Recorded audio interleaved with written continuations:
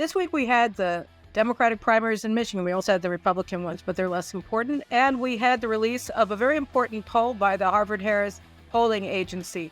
The two are related. I'm going to explain to you how and what they say about Biden's policies towards Israel coming up on In Focus.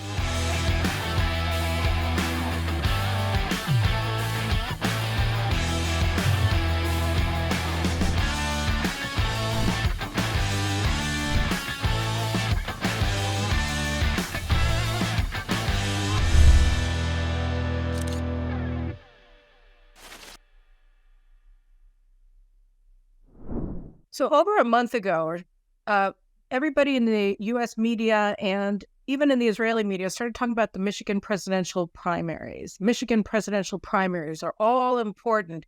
Biden is doing everything regarding Israel and the Hamas war because of the Michigan Democratic primaries. So what was the story? The story was that the state of Michigan has the largest concentration of Muslim Americans in the United States. And they have a very, from a voter perspective, they're a significant demographic, particularly in Detroit and in Dearborn, Michigan, but really throughout the state of Michigan.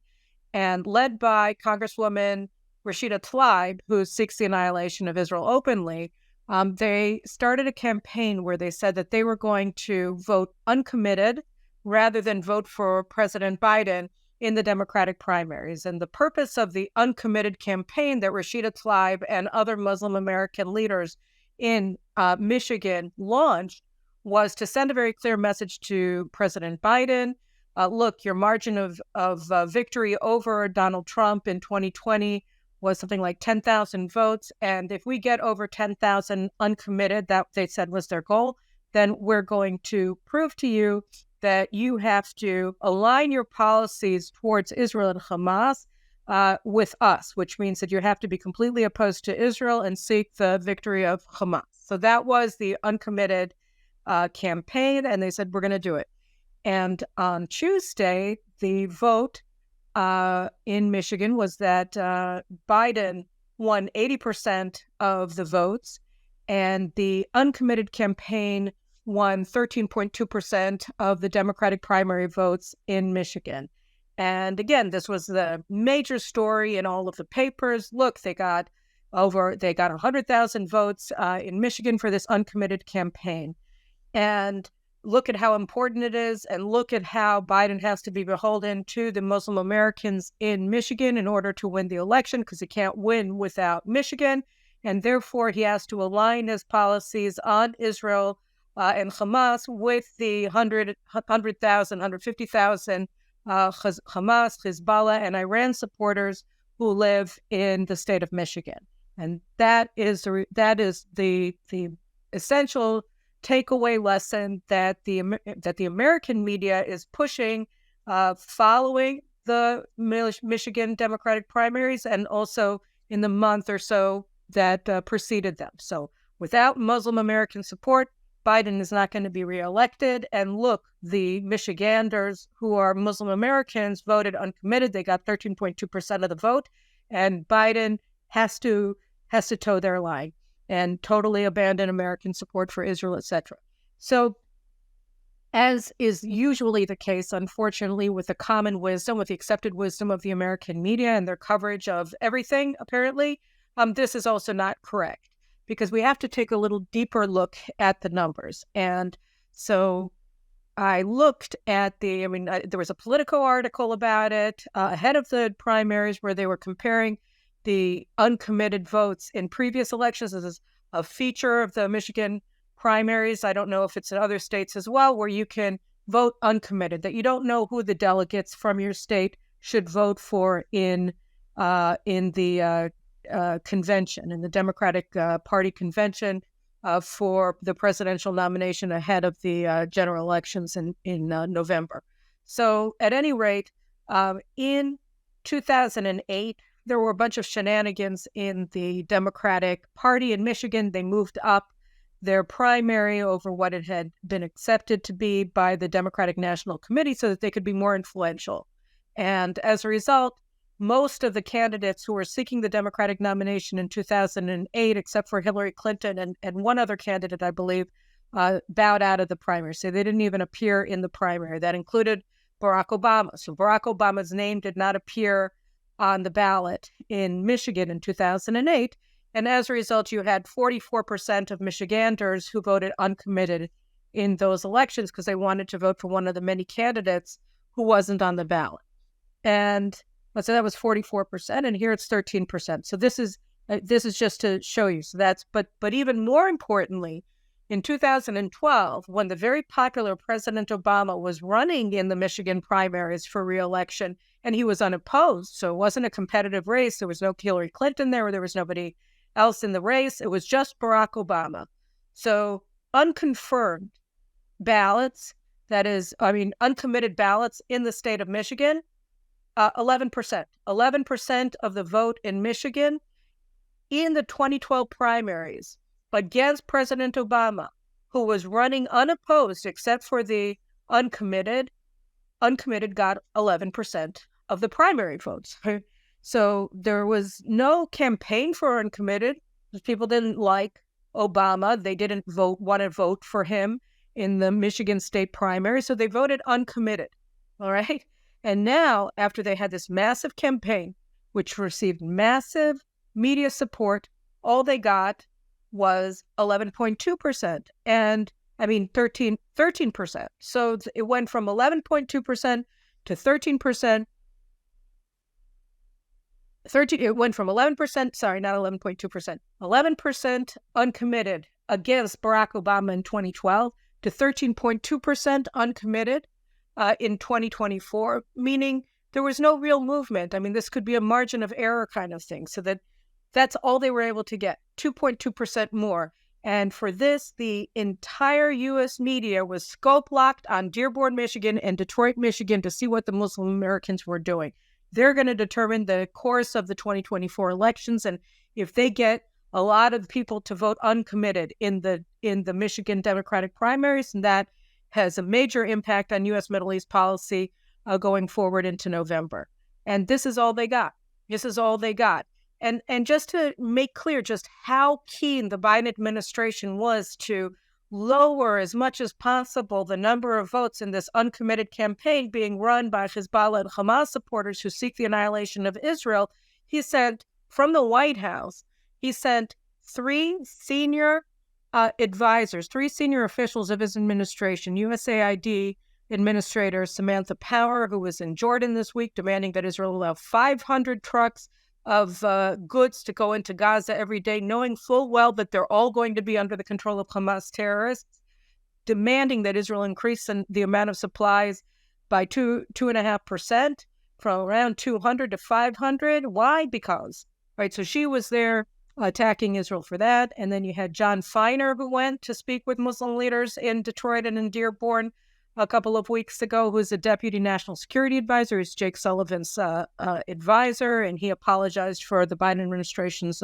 support for Israel. And then you also had some other guy who is the head of Steve Benjamin, head of the White House Office of Public Engagement. So this week, the Jewish Insider reported that the Jewish Community Relations Committee, the JCRC of Detroit, wrote an angry letter essentially to the administration, said, what did you do? Because among the Muslim leaders that they met with this guy named Osama Siblani, who is this, Islamist activist in Dearborn and a newspaper publisher. I think it's called something like Arab News in Dearborn.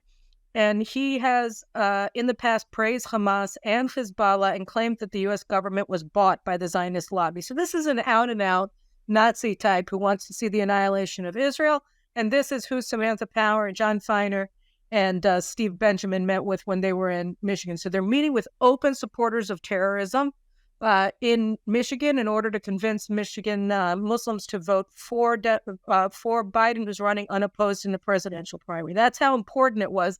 And in the end, this whole campaign, Biden won with 80% of the vote, and all they got was 13.2% up after this massive campaign, only 2.2% over what Obama faced when he was running unopposed and nobody cared about them in 2012. So this is a non-event, right? It was a non-event, but they're making a mountain out of a molehill. And what is it facing? I mentioned the Harvard Harris polls. So it's been very well publicized in the Jewish media and the Israeli media over the past several days. Prime Minister Benjamin Netanyahu actually started the discourse because he saw it and he started discussing it. So President Biden gave this interview late night with Seth Meyers this week. And he said that Israel risks losing international support if it continues its fight against Hamas.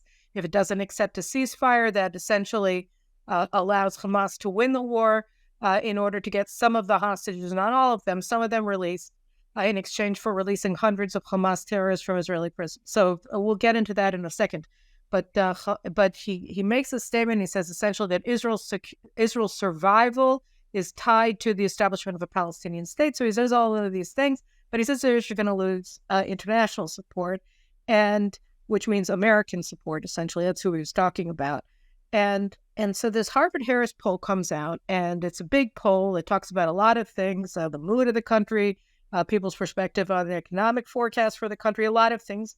But it has the last chapter of the poll is about foreign policy, and it's almost exclusively about Israel. And so the first question I think that Americans were asked is, in this conflict, do you support more? Who do you support more, Israel or Hamas? This is 82% of Americans support Israel and 18% of Americans support Hamas. I was talking to a friend of mine. He's like, "That's terrible that there are 18% of Americans who support Hamas." Indeed, it is terrible. But over 4/5 of Americans support Israel, and that's where you keep your eye on. The 18% end up manifesting themselves with a 2.2% increase in the number of uncommitted voters in Michigan over those who voted uncommitted against Obama in 2012. Right? It's not a big share, and that's where you have the highest concentration of Muslim American voters. So it's going to be a big deal, say in New York or whatever. But here, then, the other question is, okay, and I forgot to ask it before, so I'm just going to put it here now. All right, so they're threatening that they're not going to vote for Biden. They're going to sit it out in November, and they'll let Trump take Michigan. So all I can say to that is, oh yeah, if you're so concerned about annihilating Israel, right? If that's your thing, if that's what animates you, just like the Palestinians in Gaza and in Judea and Samaria, that's what rocks your world. That's the only thing you care about is killing all the Jews, and you make this big hullabaloo.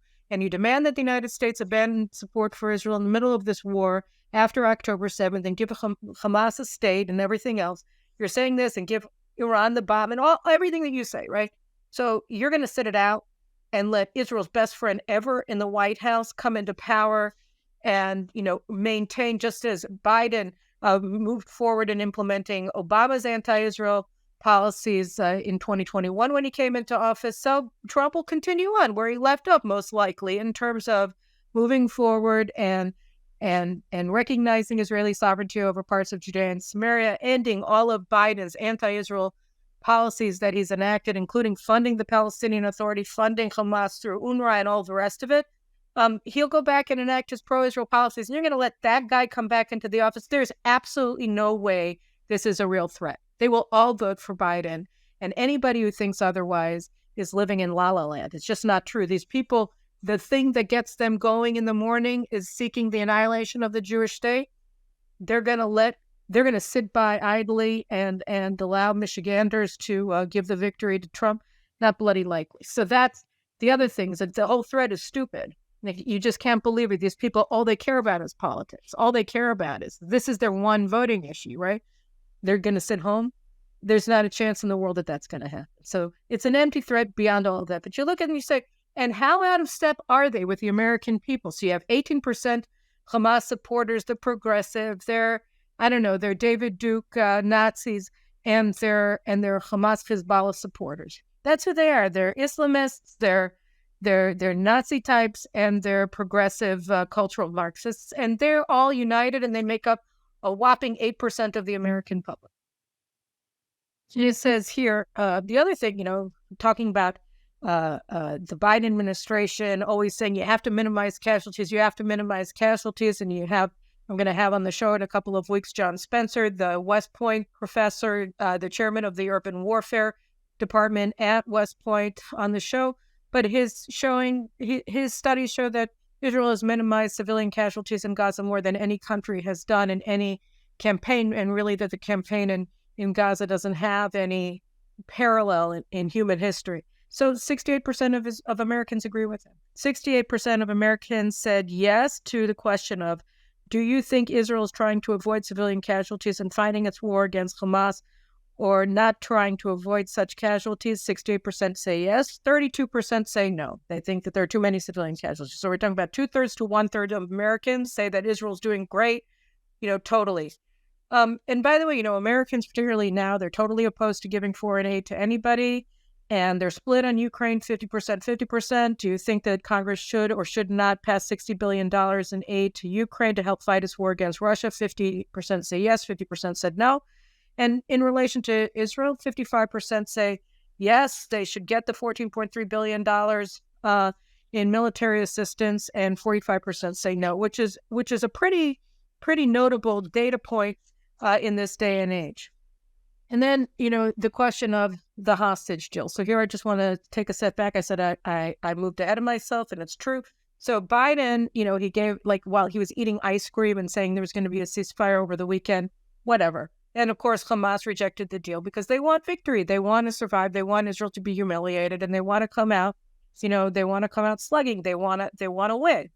They don't want to give us our hostages. They don't care about the number of civilian casualties. Actually, just came out that in the Wall Street Journal, Sinwar sent a message to the Hamas terrorists who are in the negotiations being mediated by the CIA director, William Burns, said, we don't care about the civilian casualties. It's fine. As many people die.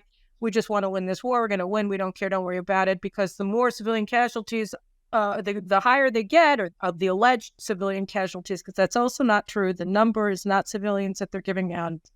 It's mainly Hamas terrorists. But anyway, the higher the number of dead in Gaza, the more pernicious, the more overpowering international pressure on Israel to capitulate is going to become. And therefore, we actually want more and more people to die in Gaza, because that's our ace in the hole. That's how we win this war, is by killing our own people. And so they want them dead. That's what they want. And they want Israel to be held responsible for all of their deaths. And thanks to the likes of Samantha Power, John Feiner, and others who I'll get to in a second in the administration, Israel is being held responsible for the civilians that Hamas wants to die and are in fact dying or not dying, they're whatever, in Gaza. That's part of their doctrine. They want a lot of dead people on their side so that America will come in with the likes of the Biden administration and start demanding that Israel capitulate. So the ceasefire deal that Biden is pushing while he eats ice cream and everything like that is a ceasefire deal that would, in fact, give Hamas the outcome that it so prizes, that is victory. Survival is victory for them. And what Biden is proposing, this deal, is absolutely horrible for Israel. It involves, they're holding 134 hostages. We don't know how many of those 134 are alive, how many of them have been murdered. We don't know what state they are in health-wise. We don't know how many of them are alive, are wounded, are dying. We don't know. And so one of the things that Israel asked for was, first of all, before we have any negotiations, how many of the hostages are alive? Hamas refuses to provide that information because they don't want to, right? That's their thing. They're evil. They're monsters.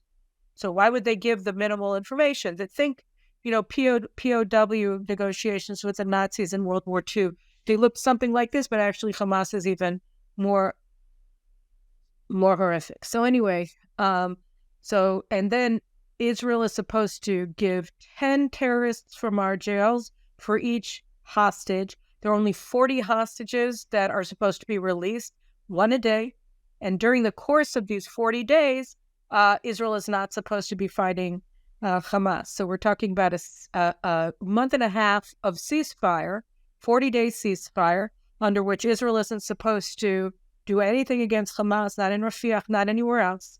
And we get one hostage a day. We don't know if they're alive. We don't know if they're dead. We don't know how many are dead. 94 of them are supposed to remain in Gaza at the end of this deal.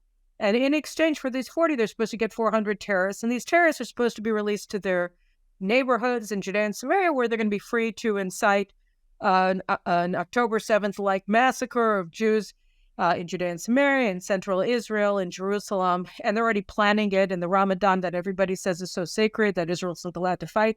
So Hamas already released its call for the Palestinians of Jerusalem, Judea and Samaria to all hold out in Al-Aqsa Mosque on the Temple Mount and start attacking and using their holy month of Ramadan as an excuse to massively expand their terror war against Israel to include Judea and Samaria and Jerusalem and the rest of Israel. Very nice. So the Americans are saying Israel has to have a ceasefire during Ramadan. We're supposed to get one hostage a day in exchange for 10 terrorists. We're going to go back out into their villages, triumphant jihadists, and get everybody all riled up to do more and more and more slaughters along the lines of October 7th during their holy month that Israel is supposed to respect by holding its fire. So that's the other thing. And so the ceasefire, 10-1 terrorists who are supposed to be able to go back to their towns and villages to incite more jihad in exchange for hostages, and leaving 94 hostages back in Gaza with no information about whether they're alive or dead, whether they're healthy or wounded, nothing.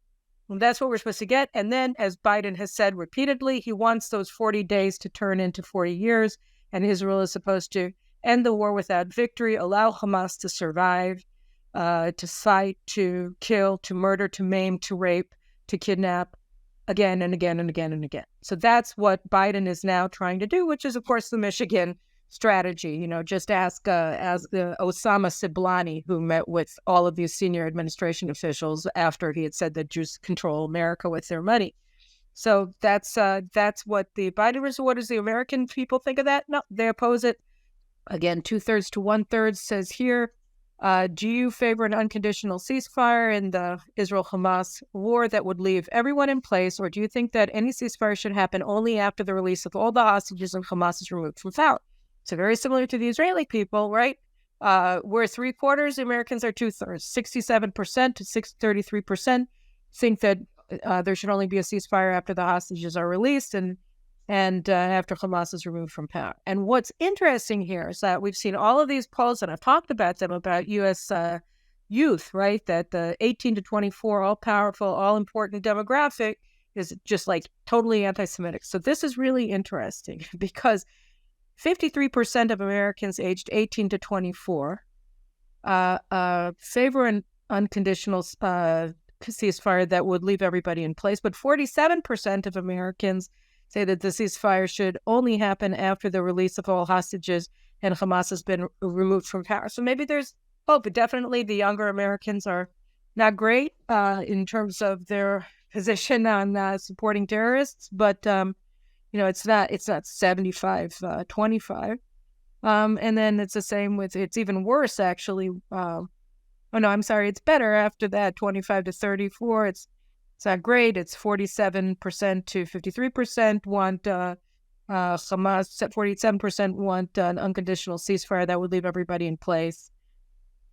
And it's only when you get to old people like me, 45 to 54, it's 33% want an unconditional ceasefire, and then 55 to 64, the wise elders, 18% of American 55 to 64-year-olds, and same 65 plus would support an unconditional surrender. So Biden's age cohort, 65 plus, totally not with him. 82% to 18% favor an Israeli victory and not an unconditional ceasefire. So that's interesting. And by the way, Biden is saying absolutely, don't go into Rafah. Don't go into Rafah. You can't go into. If you go in, we have to first approve your plans, and you have to, move everybody out of Rafah and blah blah blah. So the 63% of Americans support Israel continuing the ground operation to victory, and only 37% opposed. Do you support Israel continuing its ground invasion into southern Gaza to root out the final elements of Hamas, or oppose it because 1.2 million civilians have taken shelter there and will be under significant risk of harm if Israel pushes forward? So 63% say go for it, Israel. And then you have steady from last month. Voters feel that Hamas should be removed from Gaza remain split on how Gaza should be administered. So that's the other thing, right? The Americans are saying, oh, you have to let the Palestinian Authority, which is just this terror-laced authority through and through, which wants a unity government with Hamas. You got to let them take over. That's the Biden administration's position. That is not the position of the American people. 78%, of course, say no Hamas government. 92% of Israelis say that. And 22% say allow Hamas to continue to run Gaza. So you have the Hamas chorus, 18% of Americans who support Hamas, 22% of Americans told Harvard that Hamas should be allowed to be in power. 78% say absolutely not. And then finally, regarding the administration, it says if Hamas is removed, should Gaza be administered by Israel, by the Palestinian Authority, by some new authorities set up through negotiations with Arab nations? So those are the three. Right? So what's interesting here is that 34% of Americans believe that Gaza should be administered by Israel. 39% say it should be administered by some new authority set up with Arab nations. And only 28% of Americans agree with President Biden that it should be administered by the terror-laced Palestinian Authority. By the way, 2 in 3 voters would support U.S. actively striking against Iran-backed terrorist groups, and most say that Biden's response has been too weak. 54% of Americans say that Biden's response to Arab terrorism, to Houthi terrorism, et cetera, and Iranian-backed Shiite militias, et cetera, in Iraq and Syria against U.S. forces, and in et cetera, that it's been too weak. 54%, 46%, it's acting forcefully enough. 50% say no, and 67% say that the U.S. should respond to any such attacks with strikes against terrorist groups, and only 33% say that what the Americans are doing now, which is essentially all defensive, they just intercept missiles that the Houthis are shooting at civilian shipping in the Red Sea with their interceptors, but they're not actually attacking the Houthi regime in Yemen. They don't want to do that because they don't want to get Iran mad. And finally, 61% of Americans say that Biden's policies towards Iran are unsuccessful, and only 39% say they've been successful. So you're looking here at a stunning renunciation of Biden's policies towards Israel and Hamas, towards Biden's policies towards Iran and its proxies that are attacking the U.S. forces and positions in the Middle East. And here's Biden saying, all important Michigan, we have to get Michigan. And it works out that all of the hullabaloo in Michigan is really not that big, that again, the uncommitted got 2.2% more in 2024 than it got against Obama, everybody's fave, in 2012 when there was no campaign. So this is totally pathetic. And yet this is supposedly the reason why, Biden is against Israel and putting out all of these edicts every day. Yesterday on Wednesday, they put out this new one that was published, which is they're saying that Israel has 2 weeks to put together a report saying to the United States, how are we using all of the U.S. arms in Gaza? And if they don't like our answer, they're not going to give us any more, which is an unbelievable insult. I mean, I think that the line, I wrote it on my Twitter page, and I said, America is demanding that Israel submit an essay, turn in an essay in 2 weeks saying how we're using U.S. aid to Gaza. And if we don't get an A on our report card, then they're going to take off, they're going to give away our aid. And somebody responded that we should have ChatGPT write the whole report. I thought that was funny, but it's insulting. And I thought that the line should just be, we're using the military equipment that you're sending us to kill terrorists, period. Love Israel. But, it's every day. The hits just keep coming. There are other reports that came out yesterday. I don't feel like going into them. Maybe I'll do it next week. But everything is just, we're getting cluster bombed, saturation bombing from Washington. Everywhere you look up, there's another attack on Israel. Like I said last week, they're making up these lies saying that Bibi is a hostage of Ben Gvir and Smotrich, and he's acting against the wishes of the Israeli public when the Israeli public supports his war aims, 75, 85%. across the board, and he's getting 60% approval ratings and everything. So it's all a lie. And actually, if anybody's captivated, it's not Netanyahu by Ben-Gvir and Smotrich, it's Biden by Rashida Tlaib. And that brings me to the final point. It's like, okay, so if the political thing is not true, if the power of these Muslims is just, A, very small, and B, a lie, because they're going to vote for Biden, because there's no way in hell that these Hezbollah supporters are going to are going to stand by and let their fellow Michiganders vote Trump into office in Michigan.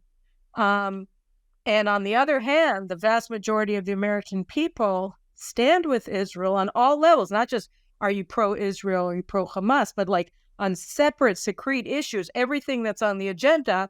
You get 2/3 of Americans supporting Israel against 1/3 supporting Hamas and better.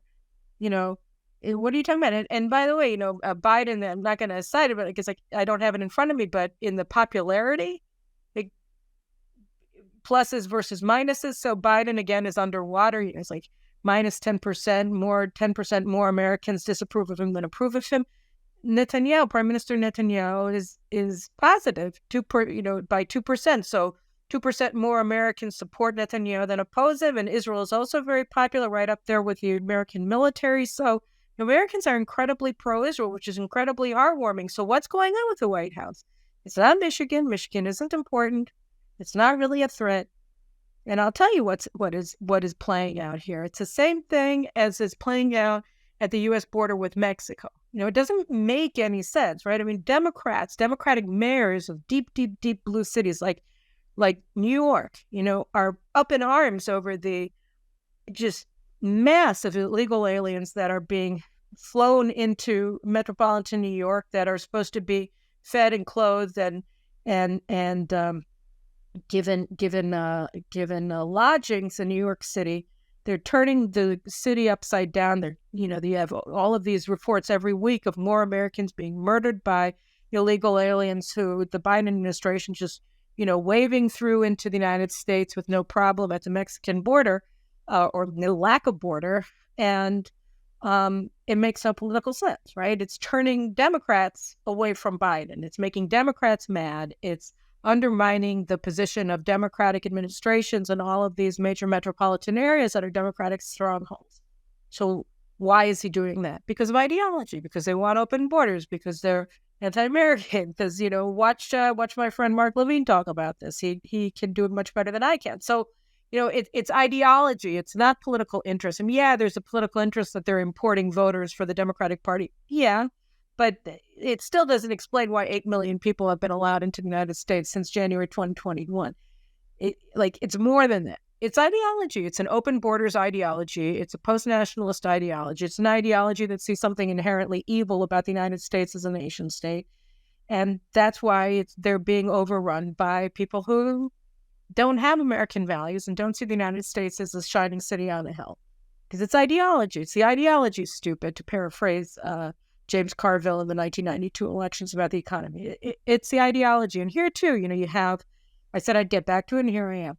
So, in addition to people like Samantha Power, who in 2002 famously said, I think it was an interview at Harvard, but it might have been somewhere else, she said that she envisions a massive international force coming in and providing, being an international protection force for the Palestinians against Israel. In 2002, when she gave this interview, we're having suicide bombings literally every day here, right? In the month of March, the month that finally provoked Ariel Sharon to get off his butt and order a counterterrorism offensive in Judea and Samaria, we had suicide bombings every day. In March of 2002, over 130 Israelis were murdered, over 1,000 were wounded in just this horrible month that lasted 10 years.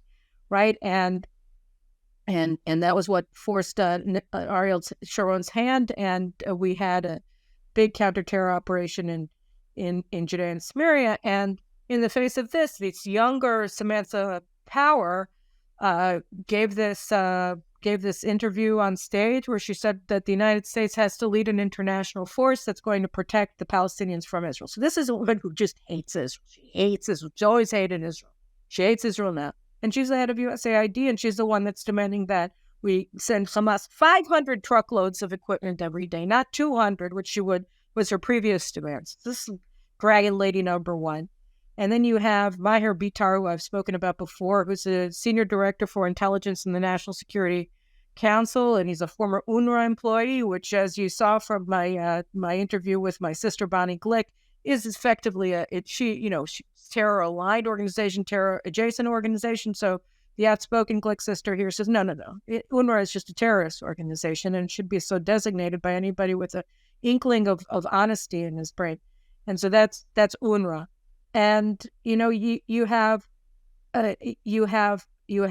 him working for UNRWA, and now he's directing the flow of intelligence through the federal government as a senior director for intelligence in the National Security Council. He's a BDS activist, and from his Georgetown University student days, he was the head of, I think, Students for Justice of Palestine, which is an anti-Semitic BDS organization.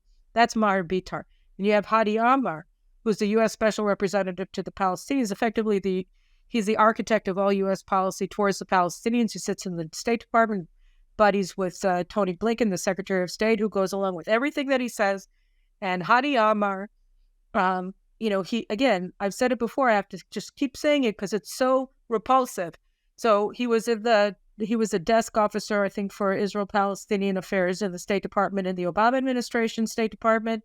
And then Trump was elected, so he went to the Brookings Institute, and he went to their center in Qatar, Hamas' state sponsor, and sitting in Qatar, sitting in Doha in 2018, he wrote a paper where he called for the U.S. to change its counterterrorism laws to enable the United States to directly interact with Hamas, and called for the establishment of a Palestinian unity government with Fatah and Hamas. So this is a Hamas supporter. And he is the special representative, the U.S. representative to the Palestinians, answerable to the Secretary of State. And he is the architect of this whole policy. That's Hadi Amar, right? So you have Hadi Amar, you have Maher Bitar, you have Samantha Power, and you have, let's just throw her into the mix. I've spoken about her, I think, last year when it all came out, before October 7th, Ariane Tabatai. What's her position? She's a chief of staff to the Pentagon's Assistant Secretary of Defense for Special Operations and Low-Intensity Conflict. So that's all the people who are working with Israeli Special Forces.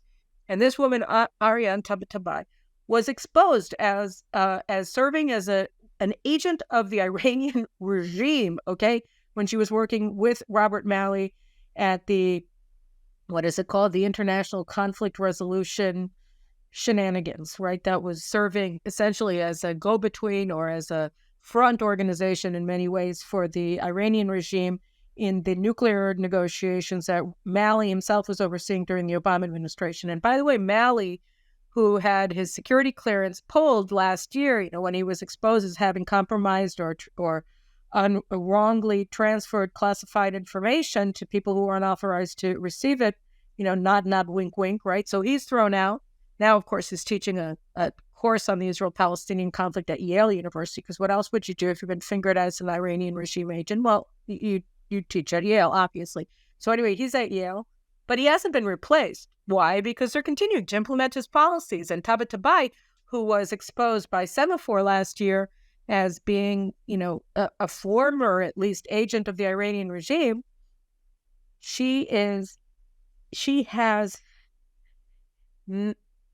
has access to all of the most important information, all of the most classified information that you and I will never have in our entire lives about U.S. Special Forces operations throughout the Middle East, including, in here, in Gaza, et cetera, knows what's happening in the Red Sea, knows where all of the ships are, knows who's manning what their munitions are, what they're doing, what they're saying, everything. She has all the access to everything. She was fingered last year as having served as an Iranian regime agent. And these are the people who are in place in the Biden administration. They're directing the ship of state. So why is Biden doing this? It's not Michigan. It's that Biden's administration eased the 150,000 Hamas, Hezbollah, Iran supporters in Michigan. That's why. It's because the ideological inclination of this administration is pushing in that direction, and that's the problem. You can't explain this away with politics. And the last thing I'll say on that score is that I read in the Israeli media yesterday that there's an organization that is trying to maintain support for Israel in the Democratic Party, and it's called the Democratic Majority for Israel, and it's run by somebody who also serves, I can't remember his name anymore, as the political advisor to Yair Lapid, the opposition leader here in Israel. So anyway, so they started this Democratic Majority for Israel before the 2020 elections, I think it was, because the Democratic Party is just underwater in terms of its support for Israel. And they were telling their members, look, Biden knows that he can't abandon Israel, because if he abandons Israel, then he'll get impeached or whatever, and therefore we don't have to worry. But you look at the policy on the ground, the ceasefire, it's totally opposed to what the American people want. And this is the Biden administration policy. So to say that Biden is still supporting Israel is, just go to the actual policies that he's promoting, and they're all anti-Israel. So it's not true. The Democratic Majority of Israel is sending its supporters a load of goods. So the question is, what is its position? What's the job of the Democratic Majority for Israel? Is it to compel, to lobby, to pressure, to the administration to align itself with the actual Democratic Majority for Israel, which exists? Or is it to paper over the fact that despite the Democratic Majority for Israel in the Democratic Party itself, the administration is promoting anti-Israel positions? And I think that the latter is the case.